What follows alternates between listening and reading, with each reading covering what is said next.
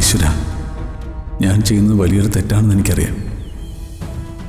മനസ്സിൽ മറ്റൊരാളെ വെച്ചിട്ട് ഈശ്വരന്റെ മുമ്പിൽ അഭിനയിക്കേണ്ടി വരുന്നത് വല്ലാത്തൊരവസ്ഥയോ. എനിക്ക് വേറൊരു വഴിയില്ലാത്തതുകൊണ്ട് ഞാൻ മനഃപൂർവ്വമായി സമൃദ്ധി ചതിക്കുന്നതല്ല. എനിക്കറിയാം ഞാൻ ഗോകുലിനെ ഓരോ നിമിഷവും ചതിക്കുകയാണെന്ന്. മറ്റൊരു നിവൃത്തിയില്ലാത്തതുകൊണ്ടാണ് ഞാൻ എൻ്റെ സച്ചേട്ടനെ അത്രയ്ക്കും ഇഷ്ടപ്പെടുന്നുണ്ട്.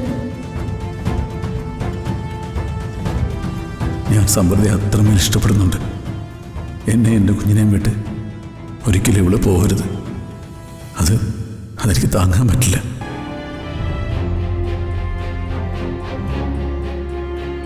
ദമ്പതി പൂജയ്ക്ക് ദമ്പതികൾ തന്നെ പങ്കെടുക്കണമെന്ന് എനിക്കറിയാം. മനസ്സുകൊണ്ട് സമൃദ്ധി എൻ്റെ ഭാര്യ തന്നെയാണ്. ആ ഒരു വിശ്വാസത്തിലാണ് ഞാൻ അവളെയും കൂട്ടി ഇവിടേക്ക് വന്നത്. ഈശ്വരൻ്റെ മുന്നിൽ അത് തെറ്റാണെങ്കിൽ എന്നോട് ക്ഷമിക്കണം. എല്ലാ പ്രശ്നങ്ങളും എത്രയും വേഗം കഴിഞ്ഞ് എനിക്ക് സച്ചേട്ടനോടൊപ്പം ജീവിക്കാൻ കഴിയണം. അതുവരെ ഈ അഭിനയം തുടർന്നേ മതിയാവൂ. അങ്ങനോട് ക്ഷമിക്കണം. അതോടൊപ്പം പിടിച്ചു നിൽക്കാനുള്ള ധൈര്യവും തരണം.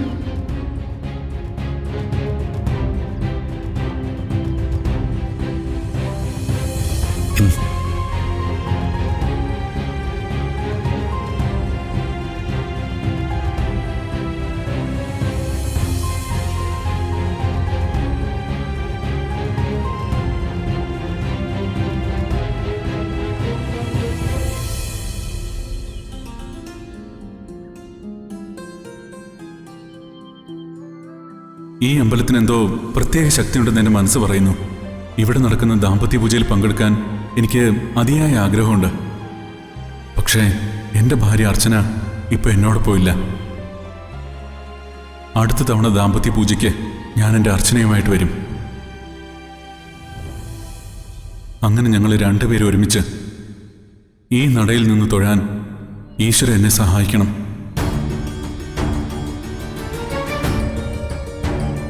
എൻ്റെ അർച്ചനയെ എനിക്ക് മടക്കി തരണം. ഈശ്വരനായിട്ട് കൂട്ടിയോജിപ്പിച്ച ഞങ്ങളെ വേർപിരിക്കരുത്.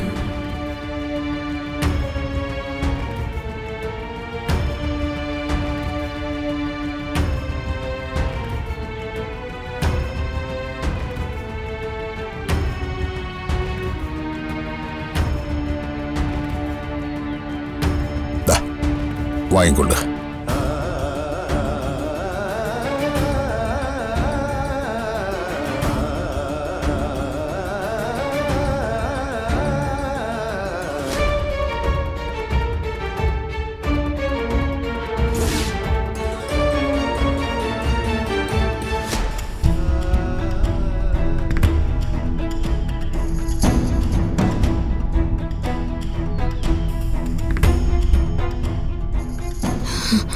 എന്താ താന്ത പെട്ടെന്ന് നിന്നേ?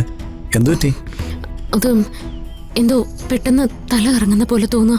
നമുക്ക് റൂമിലേക്ക് പോയാലോ? അത് വേറൊന്നും കൊണ്ടായിരിക്കില്ല. ഈ വെയിലത്ത് നടന്നതിൻ്റെ ആയിരിക്കും.